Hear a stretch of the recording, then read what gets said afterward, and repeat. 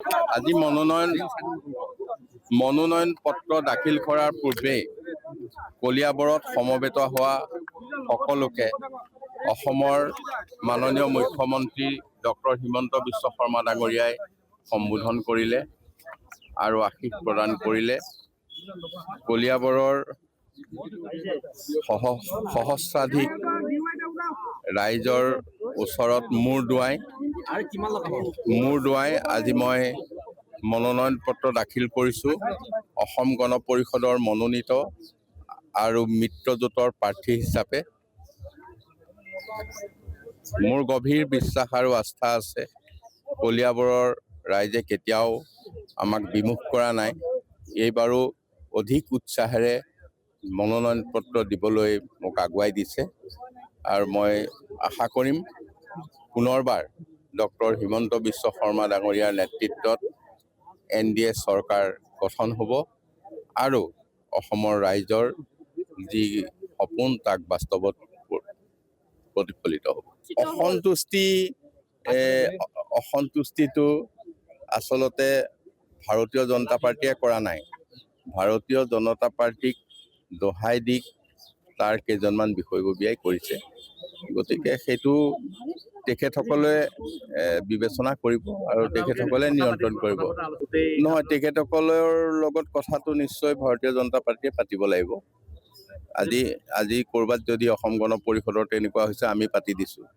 গতিকে তেখেতসকলে নিশ্চয় পাতিব আৰু যিয়েই সিদ্ধান্ত হওক তাৰ কাৰণে মোৰ কোনো আক্ষেপ নাই।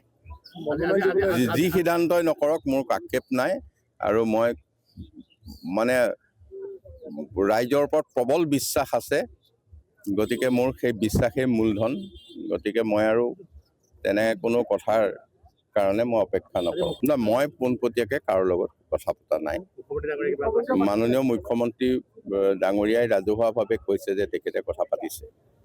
গতিকে সেই বিষয়টো যেনেধৰণেই সমাধান হওক মোৰ কোনো অসন্তুষ্টি নাই।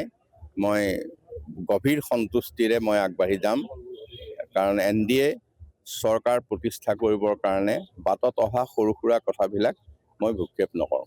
আজি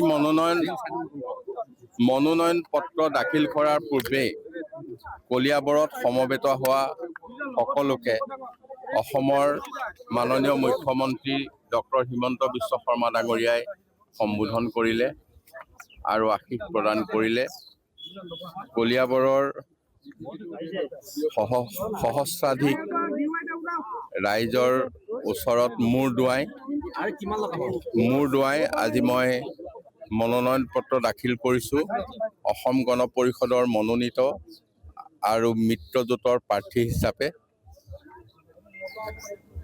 মোৰ গভীৰ বিশ্বাস আৰু আস্থা আছে। কলিয়াবৰৰ ৰাইজে কেতিয়াও আমাক বিমুখ কৰা নাই। এইবাৰো অধিক উৎসাহেৰে মনোনয়ন পত্ৰ দিবলৈ মোক আগুৱাই দিছে আৰু মই আশা কৰিম পুনৰবাৰ ডক্টৰ হিমন্ত বিশ্ব শৰ্মা ডাঙৰীয়াৰ নেতৃত্বত NDA চৰকাৰ গঠন হ'ব আৰু অসমৰ ৰাইজৰ যি সপোন তাক বাস্তৱত প্ৰতিফলিত হ'ব।